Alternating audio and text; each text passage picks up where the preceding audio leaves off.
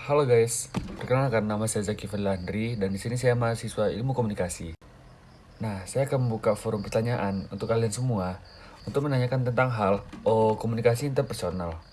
Jika kalian ingin bertanya, langsung komen aja ya. Apapun tentang komunikasi interpersonal, kalian boleh tanyain ya. Oke guys.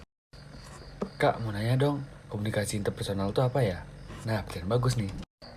Nah, sebelum kita memahami apa itu komunikasi interpersonal, kita harus memahami dulu apa itu komunikasi.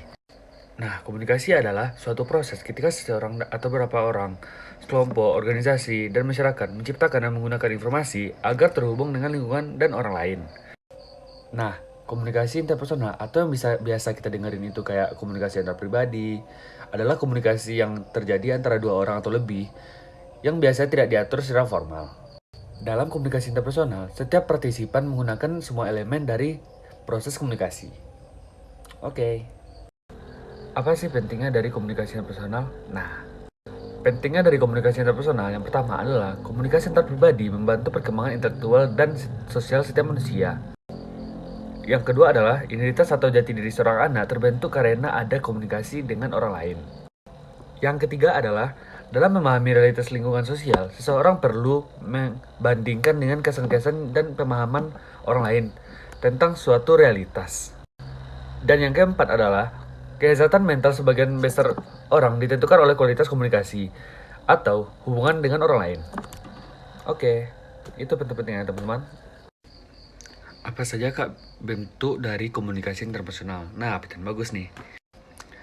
Ada dua bentuk dari komunikasi interpersonal, yaitu yang pertama komunikasi tatap muka dan komunikasi dengan media online. Nah, contoh dari komunikasi tatap muka ini seperti kalian lagi nongkrong sama teman-teman atau lagi diskusi atau kayak ngobrol-ngobrol biasa aja gitu. Nah, ini mungkin sering kalian lakukan di kafe-kafe, di kampus, dan beberapa tempat lainnya sama teman-teman kalian. Ya. Nah, kalau aku sering menggunakan komunikasi secara tatap muka ini atau secara langsung gitu, saat aku nongkrong sama teman-teman aku membahas satu kasus atau hal. Dan yang kedua adalah komunikasi dengan media online.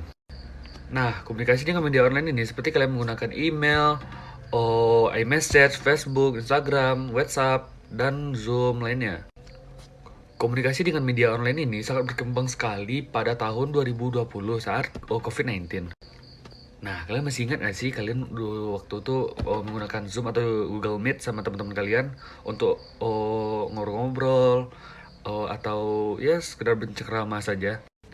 Kalau aku dulu menggunakan Discord untuk main game sama teman-teman aku, dan itu termasuk komunikasi interpersonal. Oke. Nah, pertanyaan selanjutnya nih. Apakah tujuan dari komunikasi interpersonal? Nah, bagus nih. Ada beberapa tujuan komunikasi interpersonal yang harus kalian ketahui. Nah, tujuan pertamanya adalah untuk belajar. Kalian masih ingat gak sih waktu zaman-zaman online kita menggunakan Zoom atau Google Meet sebagai media pembelajaran? Atau yang kita lakukan secara tatap muka di kelas gitu, atau di forum diskusi. Nah, itu adalah salah satunya, contohnya. Yang kedua adalah untuk mempunyai hubungan atau to relate. Ketika kita berkenalan dengan orang atau ingin menjalin hubungan dengan orang, maupun itu berteman, pacaran, atau apapun, itu menggunakan jalur komunikasi, yaitu komunikasi interpersonal. Yang ketiga adalah untuk mempengaruhi atau to influence. Hal ini dilakukan agar opini orang lain atau perilaku orang lain dapat dipengaruhi atau dapat kita rubah sesuai yang kita inginkan. Yang pasti itu hal yang baik ya. Nah, yang keempat untuk bermain. Nah, untuk bermain ini seperti kita menggunakan Discord, game atau Google Meet atau whatever lah itu. Dan secara tatap muka juga bisa kita gunakan untuk bermain juga. Nah, selanjutnya untuk helping somebody atau untuk menolong seseorang. Kita bisa menolong seseorang menggunakan komunikasi dengan menyampaikan informasi atau dengan memberi simpati dan lain-lainnya.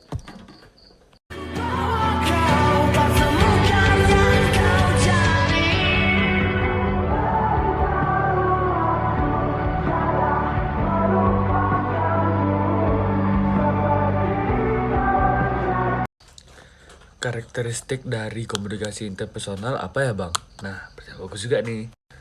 Ada 4 dari karakteristik komunikasi interpersonal, yaitu yang pertama adalah interpersonal communication, yaitu adalah komunikasi yang terjadi antara dua orang yang memiliki hubungan yang tetap. Yang kedua adalah dyadic primacy. Yang mana di dyadic primacy ini komunikasi interpersonal adalah komunikasi antara dua orang atau individu yang terhubung.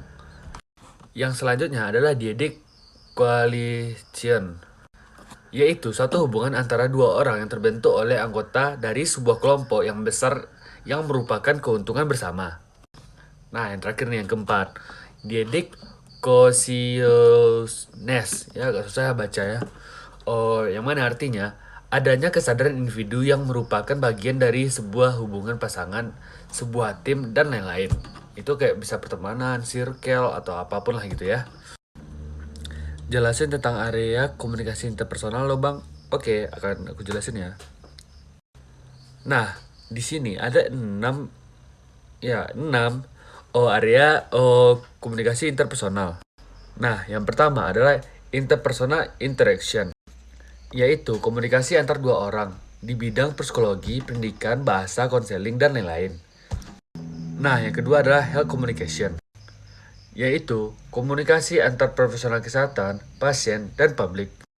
Nah, ini biasa dilakukan di bidang pengobatan, psikologis, konseling, healthy care, dan lain-lain. Nah, selanjutnya adalah family communication. Family communication adalah komunikasi antar keluarga inti maupun keluarga tambahan dalam keluarga, yaitu di bidang psikologi, family studies, dan kerja sosial. Nah, selanjutnya ada istilah intercultural communication, yaitu komunikasi antar anggota dari ras, bangsa, kepercayaan, gender, dan generasi yang berbeda. Selanjutnya ada namanya itu business and organizational communication. Agak ribet ya baca ya. Yaitu komunikasi antar pekerja di dalam lingkungan organisasi, seperti bisnis, manajemen, PR, atau ilmu komputer. Nah, yang terakhir nih adalah social and personal relationship, yaitu komunikasi dalam sebuah hubungan yang dekat seperti teman dekat, dan percintaan kayak pacaran dan kayak bestie lah istilahnya kalau sekarang ya teman-teman. Nah, bidangnya itu biasanya di psikologi, sosiologi, antropologi, dan family study. Oke.